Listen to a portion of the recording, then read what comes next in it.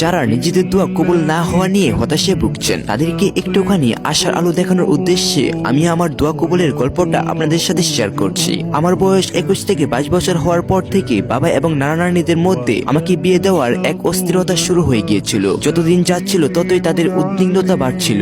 অনেক বিয়ের প্রস্তাব এসে ফিরে যাচ্ছিল, কারণ আমার মা নাই, ছেলে শ্বশুর বাড়ির খাতির যত্ন পাবে না।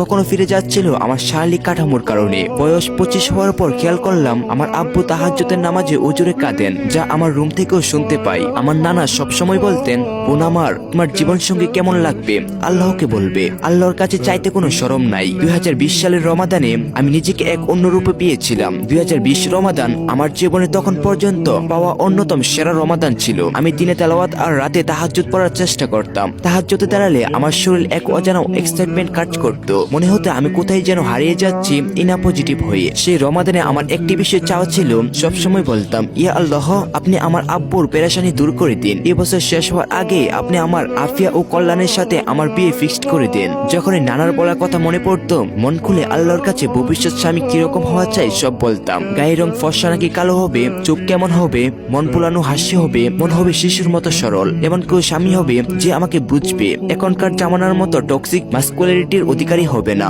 সমবয়সী সমমনা হবে। আমার রাগ একটু বেশি, সুতরাং তার মাথা ঠান্ডা থাকতে হবে।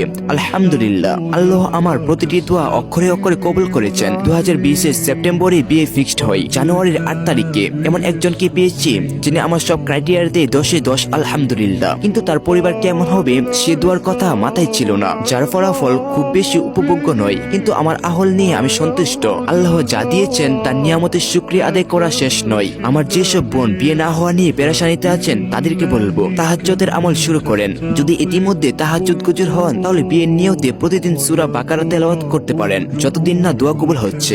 ইনশাআল্লাহ আল্লাহ সুবহানাহু ওয়া তাআলা আপনার নেক হাজাত পূরণ করে দিবেন। তো গাইস, ভিডিওটা কেমন লাগলো অবশ্যই কমেন্ট করে জানাবে আর শেয়ার করে দিবে তোমার ফ্রেন্ডদের সাথে। তো আজকের মতো বিদায় নিচ্ছি। প্রিয় ভিডিওটা ভালো লাগলে এই আইডিটাকে ফলো করে দিবে। তো দেখা হবে নতুন একটা ভিডিওতে। আজকের মতো আল্লাহ হাফেজ।